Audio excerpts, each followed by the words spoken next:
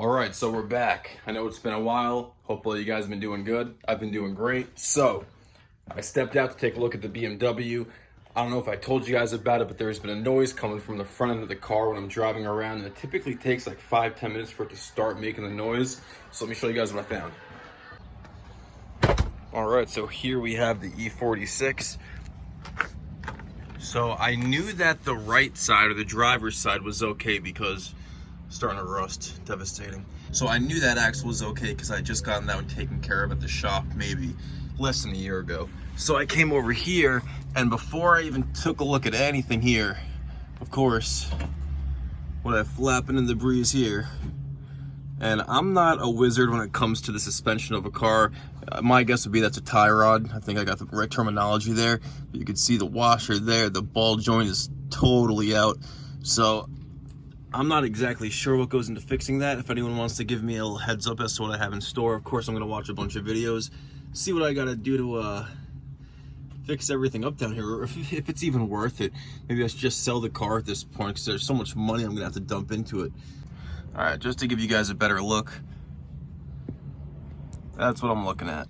And you know what's really strange? This car's actually been driving. I doubt this just happened. This looks like this is, let's see. It's actually kind of still clean in there. So I'd be surprised if this happened recently. This has probably been like this for a little bit and I just haven't noticed it. But I drive this car pretty hard. I'm surprised that going around a corner or something, I really feel this thing give out. All right, so other than that suspension issue, a couple other things going on with this car. I've been wanting to get these side strips for a while now, but I've been contemplating whether or not I'm even gonna keep this car, so it's not exactly something I wanna drop $100 on. I was gonna restitch the steering wheel because you can't really tell from the inside, but this right here, where you see what's going on here, that was happening all around the steering wheel.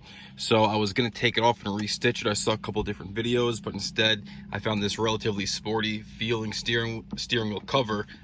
So I went with this, and honestly it's cozy, so I'm not gonna bother taking the whole entire steering wheel apart and spending 3-4 hours restitching it. You can see I had electrical tape holding it together up there, and it was just becoming a nightmare. And more important than any steering wheel cover, or more important than the suspension, this car does have an ECU problem. I've had a couple codes pop up and I'm not exactly sure what's going on. It's the brake light, the brake light, the coolant light.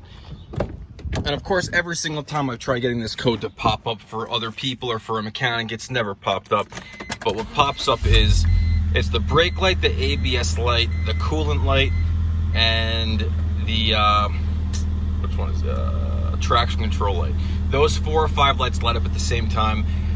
One time I was able to get my computer onto it when that was happening, and it said there was a code with a problem with the ECU, and I didn't look that much into it. Of course, once I saw it was an ECU problem, I went into denial, put my phone down, and was like, nah, it's got to be something else. So I do think I'm dealing with an ECU issue here, but hopefully time will tell.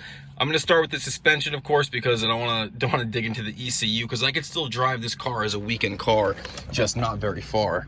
So I'm gonna try to keep this if I can. If not, where the cookie crumbles.